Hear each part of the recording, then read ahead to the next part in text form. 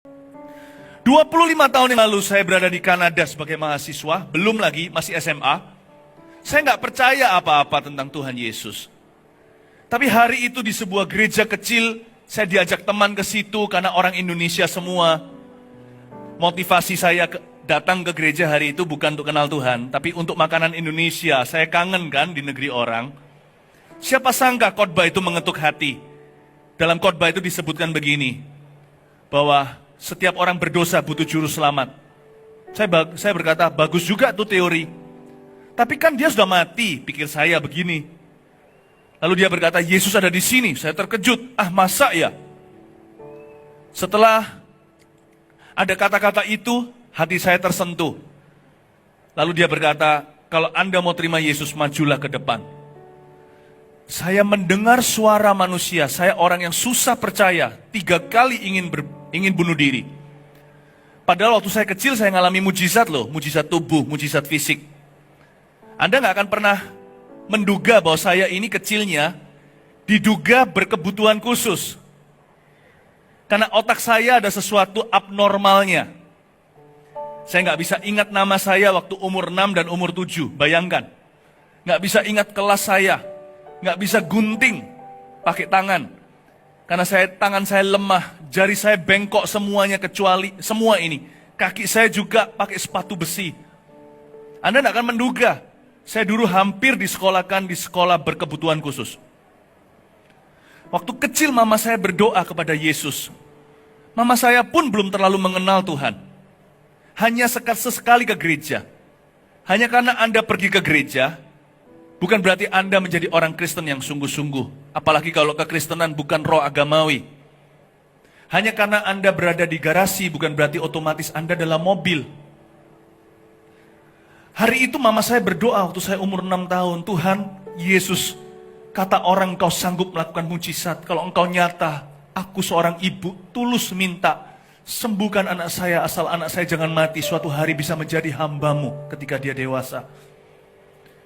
Saya kecil jalan ke sekolah, disetrum pukul 6 pagi.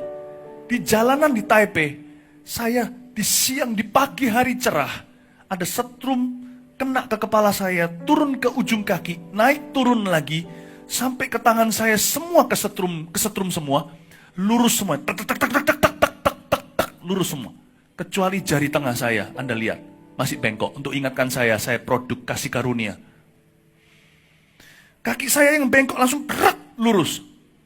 Saya sampai di sekolah bukan cuma bisa ingat nama saya, langsung jadi jenius matematika. Nilai saya langsung juara 1, juara umum sepanjang karir akademisku. Mama saya sampai heran. Papa saya juga heran. Papa saya belum kenal Tuhan waktu itu. Bapak ibu saudara saya beritahu, sekalipun Anda mengalami mujizat fisik, kalau Anda tidak kenal Yesus secara pribadi, apalagi Anda takut kalau dikristenisasi, bagi saya, Yesus bukan cuma layak untuk saya bisa berikan nyawa. Yesus adalah tujuan hidup saya. Kenapa Anda takut sama manusia? Yang saya tawarkan toh bukan agama. Tetapi kalau orang melihat itu sebagai agama, langkah agamamu, dan Anda dianiaya karena itu, saya beritahu hidup yang kekal itu melebihi segala harta duniawi. Kalaupun kita harus mati karena mengikut Yesus, mati adalah keuntungan jikalau hidup adalah Tuhan. I don't fear giving up my life. Saya tidak takut orang sebut saya apa. Toh pada waktu saya umur 18 tahun, 25 tahun yang lalu ketika saya terima Yesus, secara pribadi, saya kehilangan semua teman nakal saya. Saya kehilangan teman-teman saya yang dulunya ke arah narkoba. Saya hilang semua kalangan. Bahkan pernah sekali saya didatangi dengan orang-orang yang saya bermusuhan. Dan saya nggak bisa balas. Hampir mereka membabi buta saya. Karena saya zaman dulu, suka berkelahi dan banyak musuh. Waktu saya belum kenal Tuhan Yesus. Bapak Ibu, jangankan kehilangan teman. Mujizat terbesar itu adalah pengampunan dosa, dan itu hanya bisa tercapai lewat darah Yesus.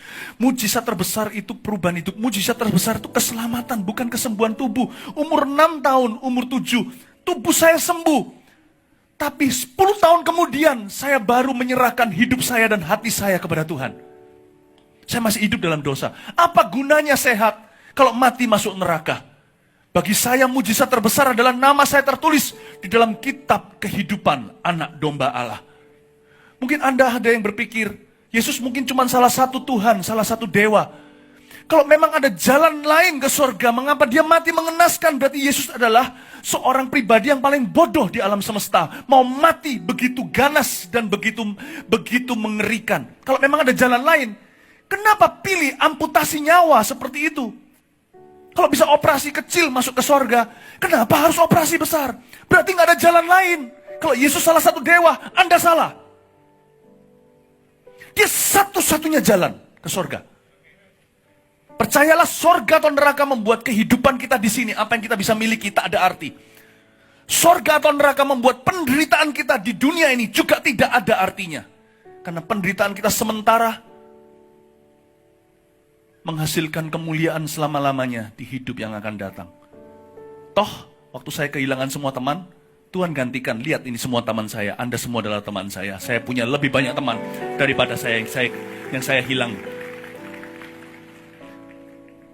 Jangan takut saudara, kalau orang akan aniaya karena imanmu yang baru kepada Yesus. Hari ini saya tawarkan keselamatan dulu. Kesembuhan saya alami dini, umur 6 tahun, saya sudah sembuh. Umur 6 tahun, sudah sembuh. Tapi umur 18 tahun saya baru kenal dia siapa. Bapak ibu saudara, mujizat terbesar adalah keselamatan, bukan kesembuhan.